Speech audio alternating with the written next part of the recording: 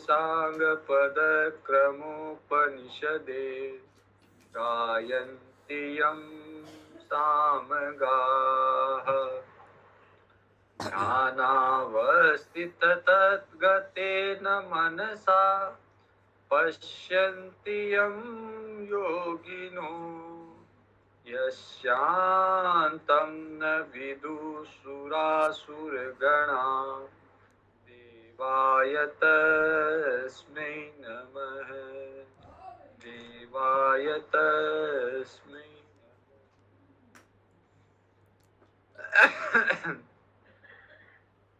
आज श्रीमद् भगवद गीता का चतुर्दशों अध्याय करेंगे।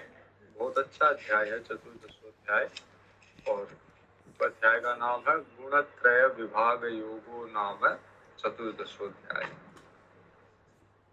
भगवान अर्जुन को कहते हैं कि अर्जुन, मैं तेरे को फिर से एक बार समझाता हूँ। समझाने के क्या है कि अलग अलग तरीके होते हैं। आदमी एक बार में एक तरीके से नहीं समझता, फिर वो दूसरे तरीके से समझता, उससे भी नहीं तो तीसरे तरीके से।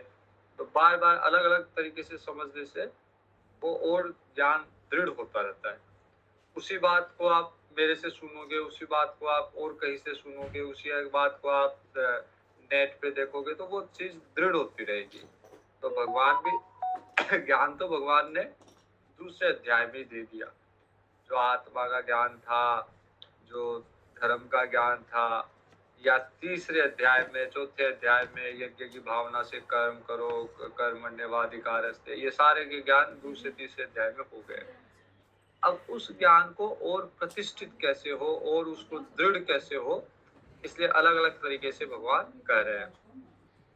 तो भगवान कहते हैं परम भूय प्रवक्ष्यामि ज्ञानानां ज्ञानमुत्तमम्, कि जो ज्ञान में सबसे उत्तम ज्ञान है वो ज्ञान मैं कहूंगा और फिर से कहूंगा। परम भूय प्रवक्ष्यामि, जो परम ज्ञान है, ज्ञानों में भी सबसे उत्तम ज्ञान है, वो मैं फिर से कहूंगा।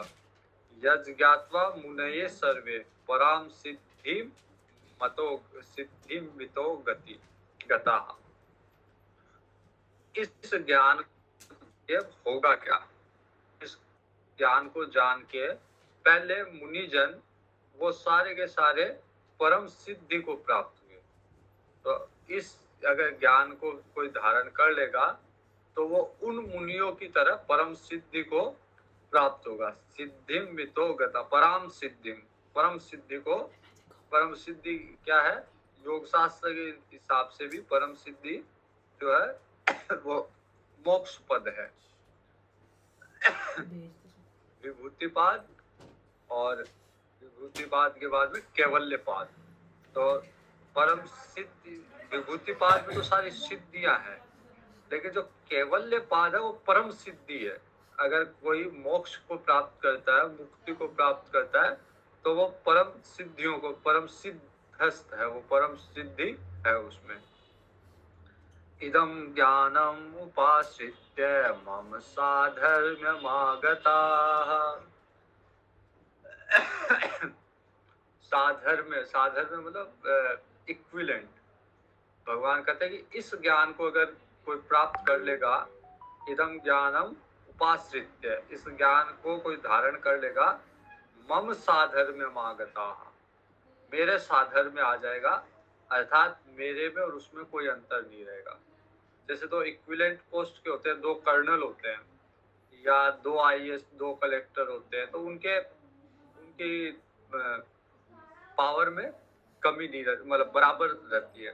तो भगवान कहते हैं कि मेरे साधर्म्य में आ जाएगा अगर कोई इस ज्ञान को धारण कर लेगा। सर्गे अपि नोपजायन्ते प्रलये न व्यथयन्ति च। अगर इस संसार में फिर उसका पुनर्जन्म नहीं होगा, और अगर संसार का प्रलय हो जाए तो भी वो घबराएगा नहीं, दुखी नहीं होगा। तो संसार प्रलय काल में भी व्याकुल नहीं होगा, वो इतना भगवान में इतना निष्ठ हो जाएगा, भगवान के साधर्म्य में आ जाएगा कि प्रलय में भी वो व्यथित नहीं होगा। हम लोग छोटी-छोटी चीज़ों में व्यथित होते हैं। किसी ने कुछ कह दिया, किसी ने आज मेरे से बात नहीं की, आज कहीं पैसे गिर गए, कहीं थोड़ी-सी चोट लग गई, कोई नज़दीकी हमारा कोई मित्र है, उसके कुछ हो गया। छोटी-छोटी बातों पे और और कुछ बात नहीं होगी तो पुरानी कोई बात को याद करके दुखी होते रहते हैं। भगवान कहते हैं कि अगर इस ज्ञान को धारण कर लेगा तो प्रलय से भी व्यथित नहीं होगा। प्रलय प्रलय जब मतलब संसार में सब कुछ नष्ट हो जाए, कुछ ना रहे, तो उससे भी वो व्यथित नहीं होगा। जैसे भागवत जी में उदाहरण आता है, मार्कंडेय ऋषि भगवान की प्रलय लीला देखना चाह रहे थे, तो भगवान वट वृक्ष के पत्ते पे भगवान बाल मुकुंद के रूप में विराजमान रहे और मार्कंडेय ऋषि का ध्यान भगवान पे था, इसलिए मार्कंडेय ऋषि व्याकुल नहीं हुए। तो इस ज्ञान को धारण कर लेगा वो कभी भी फिर व्याकुल नहीं होगा। मम योनिर्महद् ब्रह्म तस्मिन् गर्भं दधाम्यहम् संभव सर्वभूतानां ततो भवति भारत। तो ये सारे के सारे भूत, ये सारे के सारे जीव कैसे संभव हुए, कैसे उत्पन्न हुए? भगवान कहते हैं कि ये सारी की सारी प्रकृति जो है वो महद योनि है और मैं बीज प्रदान करने वाला, तस्मिन् गर्भम दधाम्यहम्, उस गर्भ में मैं बीज प्रदान करता हूँ। तो सारे के सारे संसार में जितना भी प्रकृति है वो तो जड़ है, वो तो योनि है और उसमें चैतन्य जो है, उसमें जो बीज है, चैतन्य तत्व है, वो भगवान का दिया हुआ है। भगवान उससे उस बीज को स्थापित करके और फिर इस जड़ चेतन के सहयोग से जीव उत्पन्न होता है। सर्वयोनिषु कौन्तेय मूर्तये संभवन्ति याः तासां ब्रह्म महत् योनिरहं बीज प्रदः पिता। भगवान कहते हैं जितनी भी तरह की योनियां हैं, जितने भी तरह के, भले वो पशु पक्षी कोई भी योनि हो, जलचर थलचर नभचर कोई भी योनि हो, उन सब में नाना प्रकार की योनियों में जितने तरह के जीव उत्पन्न होते हैं, उन प्राणियों की ये सारी की सारी प्रकृति जो है उनकी माता है। प्रकृति गर्भ को धारण करने वाली माता है और मैं उसमें बीज प्रदान करने वाला पिता हूँ। तो जड़ जो प्रकृति है वो जड़ है और भगवान है जो चैतन्य है। तो जब जड़ और चैतन्य का सहयोग होता है उससे जीव उत्पन्न होता है। तो जीव न जड़ है न उसको ये भान है कि मैं चेतन हूँ। सत्वम, अब ये प्रकृति किससे मिली बनी हुई है? तो ये प्रकृति 3 गुणों से मिलके बनी हुई है।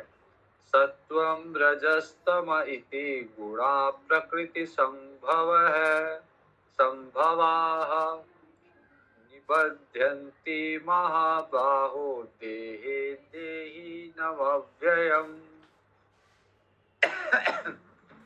तो ये प्रकृति किससे बनी हुई है, किससे संभव हुई है? 3 गुणों से, सत्व रजस और तमस।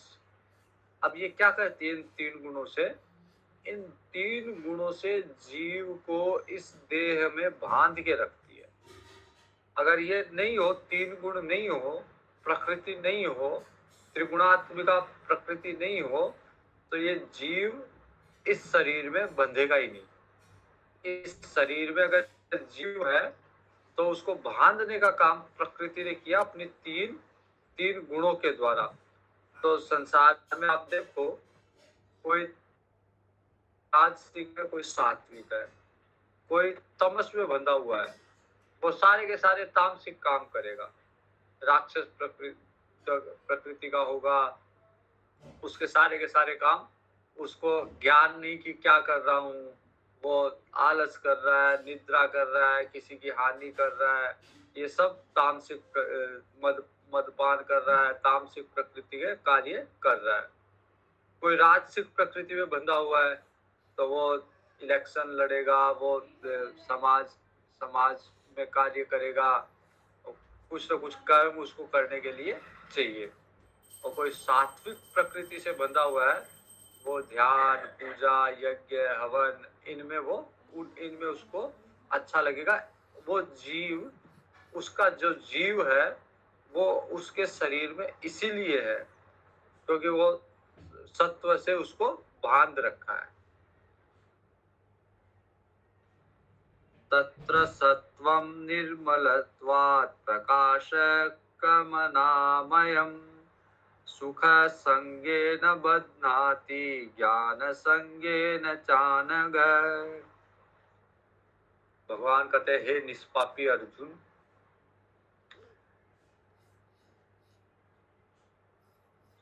जो सत्व होता है वो निर्मलता प्रदान करता है।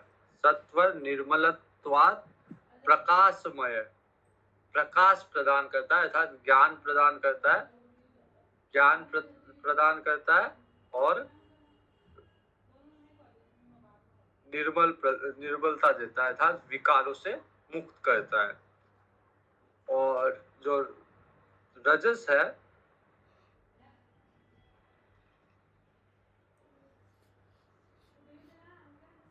हाँ, तो ज्ञान प्रदान करता है और निर्मलता प्रदान करता है। सत्व ज्ञान प्रदान करता है और निर्मलता प्रदान करता है। तो इसका जो बंधन है वो ज्ञान का बंधन है, ज्ञान के द्वारा या सात्विक सुख के द्वारा। जैसे कोई कार्य करता है तो उसको अच्छा लगता है, उसको सुख मिलता है। जैसे गंगा जी के पास में बैठा है, ध्यान लगा हुआ है, तो उसको उससे सुख आनंद मिल रहा है। तो सात्विक सुख से बंधा हुआ है या ज्ञान से बंधा हुआ है। कई चीजें उसको ये ज्ञान है, जैसे संसार से उसका वैराग्य है। भगवान में मन तभी लगेगा जब संसार से वैराग्य है। तो उसको ज्ञान है कि संसार निस्सार है, संसार में कोई सार नहीं है। तो ज्ञान से बंधा हुआ है या सात्विक सुख से बंधा हुआ है, सत्व गुण वाला। और रजोगुण वाला, रजो रागात्मकं विद्धि तृष्णा संग समुद्भवम् तन्निबध्नन्ति कौन्तेय कर्म संगेन देहिनम्। रजोगुण वाला राग से बंधा हुआ है, उसको आसक्ति है, उसको राग है, कामना है, इनसे वो बंधा हुआ है। उसको कुछ ना कुछ करना है, उसको करने में अच्छा लगता है, आसक्ति है, कर्म में उसका मन लग रहा है, कामना है, ये करूंगा वो करूंगा, तो उसको कामना है, इच्छा है उसके मन में।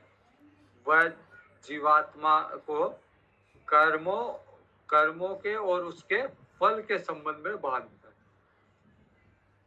तो जीवात्मा कर्म, और केवल कर्म, निष्काम कर्म नहीं है, उसको फल चाहिए। जो रजोगुण वाला है वो जैसे किसी की सेवा भी, अगर वो जैसे एनजीओ वाले ये होते हैं ना, ये सेवा भी करते हैं तो इनको रिजल्ट चाहिए। ये सेवा की भावना से नहीं करते, इनको इसका फल चाहिए। इनको या तो पब्लिसिटी चाहिए या इनको उससे पैसा कमाना है, उसको डोनेशन रेज करना है, तो उनको उसके फल में इंटरेस्ट है। उनको सेवा में इंटरेस्ट नहीं है जितना इंटरेस्ट उनको फल में है। तो जो रजोगुण प्रधान व्यक्ति होता है वो बिना फल के कोई कार्य नहीं करता। उसको अगर वो कर्म कर रहा है तो उसको उसका रिजल्ट चाहिए, उसका रिजल्ट ओरिएंटेड होता है, उसको फल चाहिए। और तमा वाला, तमस्त्वज्ञानजं विद्धि मोहनम सर्वदेहिनाम। तमो वाला अज्ञान में है, आलस्य में, निद्रा में, अज्ञान में। उसको फल फल की इच्छा भी नहीं है, उसको कामना भी नहीं है, लेकिन वो अज्ञान में है। उसको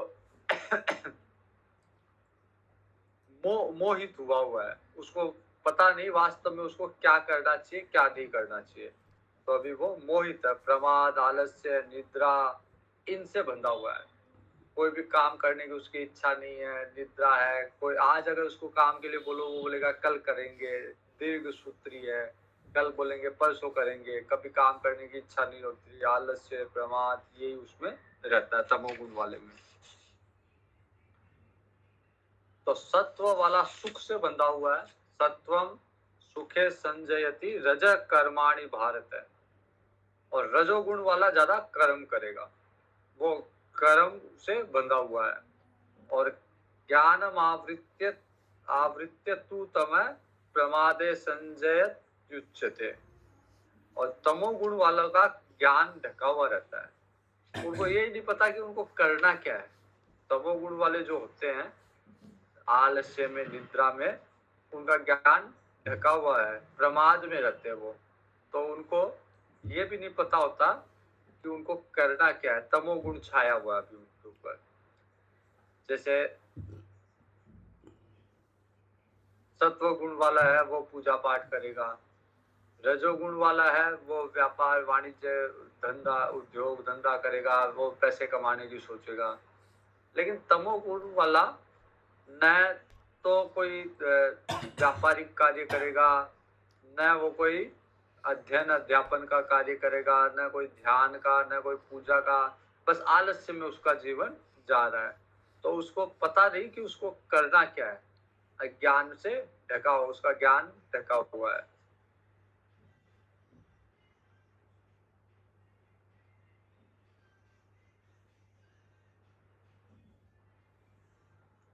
सत्वम रजस्तमश्चाभिभूय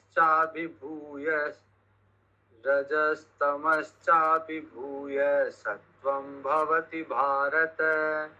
रजसत्वं तमश्चैव तमसत्वं रजस्तथा। अब ये गुण आगे कैसे बढ़ते हैं? जैसे सत्व गुण हम किसी को बोलते हैं ना, ये तो सत्व प्रधान है, सात्विक व्यक्ति है। तो सात्विक व्यक्ति का मतलब ये हुआ कि उसका सत्व ज्यादा है। और सत्व ज्यादा ज्यादा कब होगा? जब उसने रजो और तमो गुण को पीछे ढकेल दिया, उसने उनको पीछे कर दिया, तो सत्व बढ़ता है। इसका मतलब इसने तमोगुण रजोगुण को पीछे धकेल रखा है। जब तमोगुण बढ़ता है, इसका मतलब उसने अभी सत्व गुण रजोगुण को पीछे धकेल रखा है। तो ये गुण क्या है? एक दूसरे को पीछे धकेल के और आगे बढ़ते हैं। जैसे तमोगुण बढ़ा हुआ है, इसका मतलब अभी सत्व और रजस पीछे है। और जिस टाइम पे सत्व गुण आगे बढ़ जाएगा, तब तमोगुण और रजोगुण पीछे रह जाएंगे। तो एक दूसरे को धकेल के आगे बढ़ते हैं ये गुण।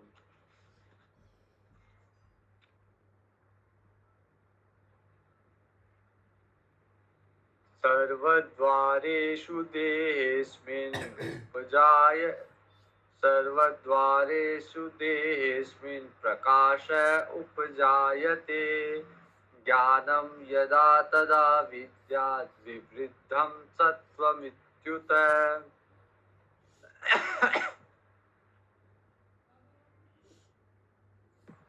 तो जिस समय में मन के अंदर विवेक उत्पन्न हो, इंद्रियों में चेतना उत्पन्न हो और विवेक शक्ति जागृत हो, तो समझना चाहिए कि सत्व गुण की प्रधानता, भी सत्व गुण बढ़ा हुआ है। जब कोई कुछ बोले वो तुरंत समझ जाए, उसका विवेक जागृत है, विवेक से वो कार्य करे, क्या करना है क्या नहीं करना उसको सब उस पता हो। तो उस समय समझना चाहिए कि सत्व में इंद्रियों में चेतनता हो, इंद्रियों में न आलस हो न लोभ हो, कोई भी काम करे तो निपुणता से करे। तो ये समझना चाहिए कि वो सत्व प्रधान है। लोभ प्रवृत्तिरारंभ कर्मणामशमस्पृहा रजस्येतानि जायन्ते विवृद्धे भरतर्षभ। जब रजोगुण बढ़ा होगा तो व्यक्ति लोभी हो जाएगा। लोभ प्रवृत्ति, हर किसी काम में टांग डालता रहेगा, ये भी कर लूं वो भी कर लूं वो भी कर लूं। इसका मतलब रजोगुण बढ़ा हुआ है। और केवल कर लूं नहीं, उसके पीछे उसका लालच भी है, कुछ तो कुछ उसको चाहिए वहां से।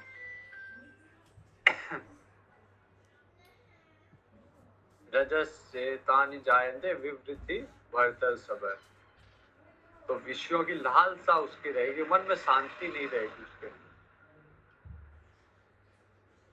अशांत रहेगा, विषयों की लालसा रहेगी, हर कोई चीज आरंभ करेगा, आज ये कर रहा है कल वो कर रहा है, रजोगुण वाला। और तमोगुण वाला प्रकाशो प्रवृत्तिश्च प्रमादो मोह एव च तमस्येतानि जायन्ते विवृद्धे कुरु नंदन। तमोगुण बढ़ने से अंतःकरण और इंद्रियों में अप्रकाश रहता है, कोई ज्ञान नहीं, कोई कुछ करने की इच्छा नहीं, कोई कहीं प्रवृत्ति नहीं, कर्मों में भी अब प्रवृत्ति, कोई रुचि नहीं है, कोई इंटरेस्ट नहीं है, प्रमाद आलस्य, करेगा तो व्यर्थ की चेष्टा करेगा। जैसे अगर मान लीजिए कल पेपर है साइंस का, तो वो लिटरेचर पढ़ने लग जाएगा, उसको ये नहीं पता कि कल क्या है, तो उसको क्या करना चाहिए क्या नहीं करना चाहिए वो नहीं पता, प्रमाद में कुछ भी करेगा, टीवी देखने लग जाएगा। तो ये सब तमोगुण की निशानी है। निद्रा आदि मोहिनी विद्या जागृत उसकी। यदा सत्वे प्रवृत्ते तु,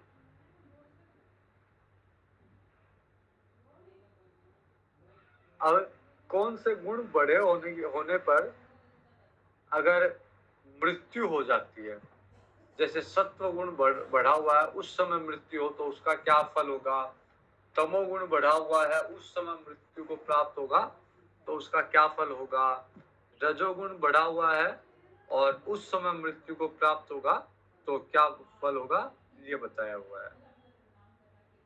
यदा सत्वे प्रवृद्धे तु प्रलयं याति देहभृत्, जब सत्व बढ़ा हुआ हो और उस समय प्रलय को प्राप्त हो अर्थात मृत्यु को प्राप्त होता है तो उसको अच्छे लोगों की प्राप्त होती है, उसको दिव्य लोक स्वर्ग ब्रह्म लोक आदि अच्छे लोग प्राप्त होते हैं।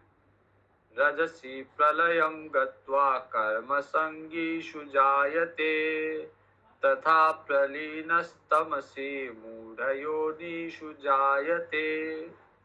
और जब रजोगुण बढ़ा हुआ है उस समय मृत्यु को प्राप्त होगा तो वो मनुष्य आसक्ति वाला, कर्मों की आसक्ति वाला मनुष्य बन के उत्पन्न होगा।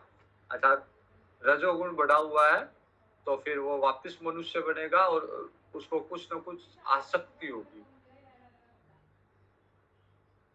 और जब तमोगुण बढ़ा हुआ है उस समय अगर मृत्यु को प्राप्त करता है तो फिर मूढ़ योनि में जाता है। मूढ़ योनि मतलब कोई मच्छर बन गया, कोई मक्खी बन गई, कोई कीड़े मकोड़े बन गया, पशु बन गया। तो पशुओं में कीड़े मकोड़े, पशु पक्षी में विवेक नहीं होता, उनको जो कुछ दे दिया बस वो ही करेंगे, बाकी विवेक शक्ति वहां की आवश्यकता नहीं है। इसलिए तमोगुण वाले अधम योनि में जाएंगे, पशु पक्षी कीट मकोड़ा ये सब बनेंगे वो।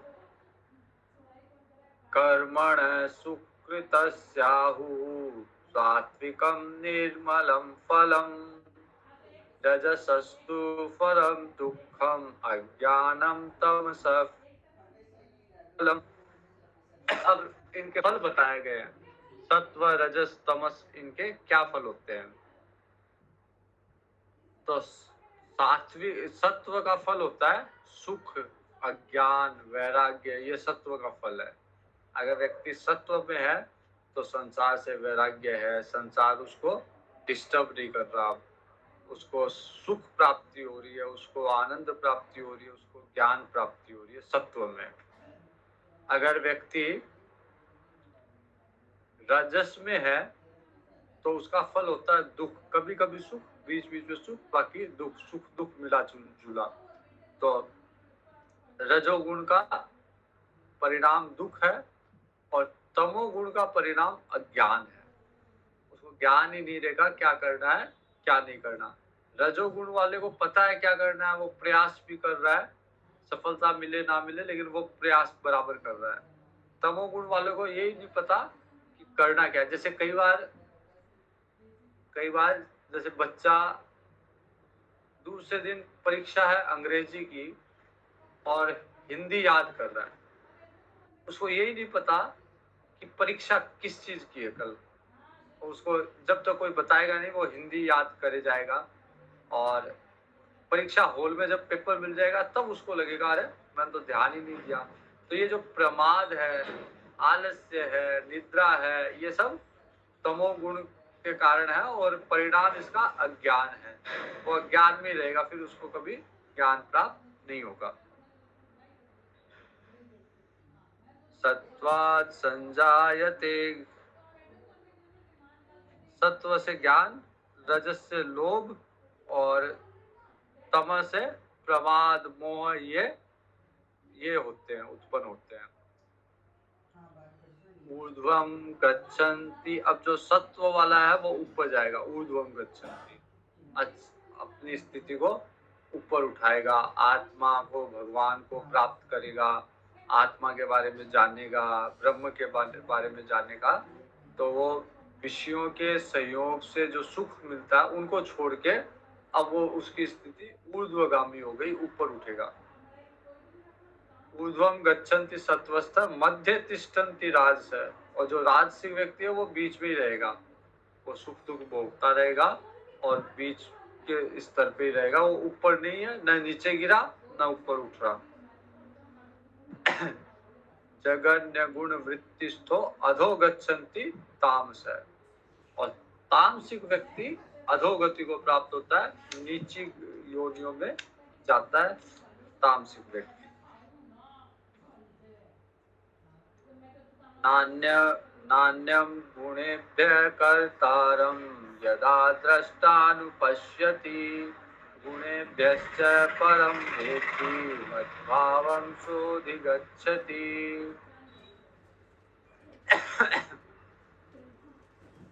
जो व्यक्ति ये देखता है, ये समझता है कि संसार में वास्तव में ये तीन गुण ही आपस में करता है, इनके अलावा कोई करता नहीं है।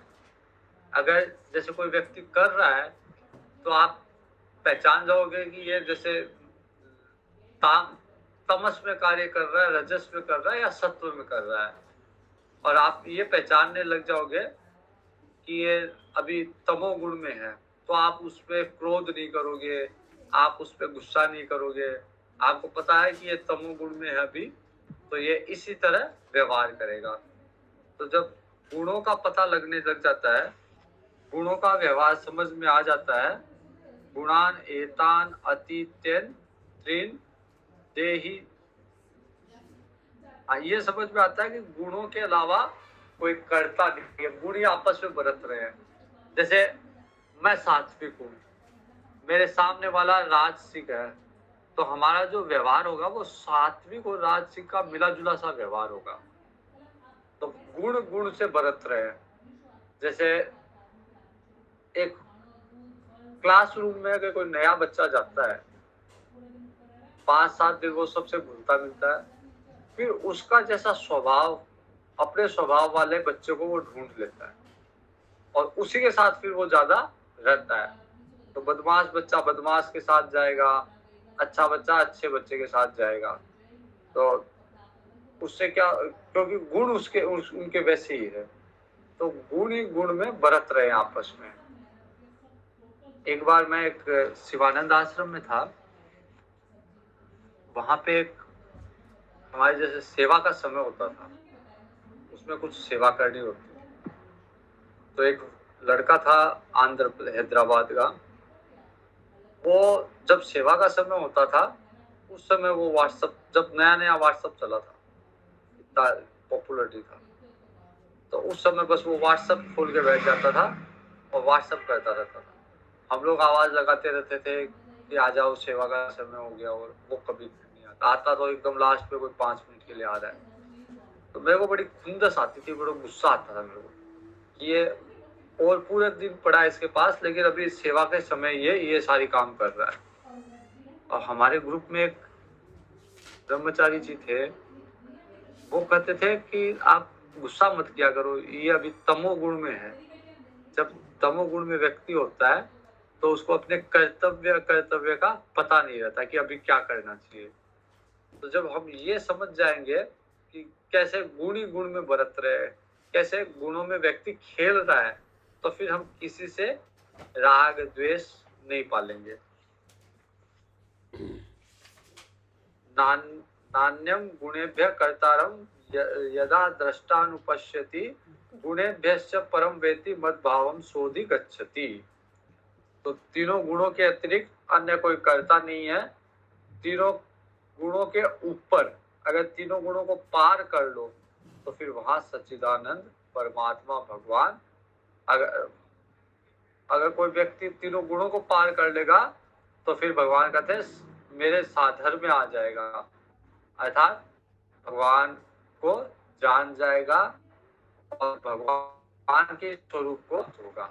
अगर कोई तीनों गुणों को पार कर जाएगा, पार ऐसे नहीं करेगा जैसे तामसिक व्यक्ति है तो वो डायरेक्ट पार नहीं कर पाएगा, पहले उसको तामसिक से राजसिक बनना पड़ेगा, राजसिक से सात्विक, फिर सात्विक से गुणातीत अवस्था को प्राप्त होगा। भगवान जो है गुणातीत है, गुणों में नहीं खेलते भगवान, गुणों के बाहर है, गुणों से ऊपर है भगवान। तो जो गुणों को छोड़ देगा अर्थात गुणों से बाहर निकल गया, गुणों के अतीत हो गया, गुणों से ऊपर उठ गया, वो भगवान के ही साधन में आ जाएगा। गुणान एतान अतीत्यत्रिन देहि देह समुद्भवान जन्म मृत्यु जरा दुखेर विमुक्तो अमृतम अश्नुते। तो ये शरीर जो है इसकी उत्पत्ति का कारण इन तीनों गुणों से ही हुआ है, और अगर कोई इनका उल्लंघन कर जाए, उनसे ऊपर उठ जाए, तो वो जन्म मृत्यु जरा व्याधि वृद्धावस्था इन सब के दुख से मुक्त होकर परम आनंद को प्राप्त करेगा। यहाँ तक आज देखते हैं, 20 श्लोक तक हमने देखा। आगे अर्जुन एक प्रश्न करता है, केरलिंगे त्रिन गुणा नेतान अतीतो भवति प्रभो किमाचारम कथम चेतान त्रिन गुणान अतिवर्तते। तो भगवान फिर उसका उत्तर देंगे और वो हम कल देखेंगे। ओम पूर्णमद पूर्णमिदं पूर्णात् पूर्णमुदच्यते पूर्णस्य पूर्णमादाय पूर्णमेवावशिष्यते। ओम शांति शांति शांतिः। हरि ओम। श्री गुरुभ्यो नमः। हरि ओम।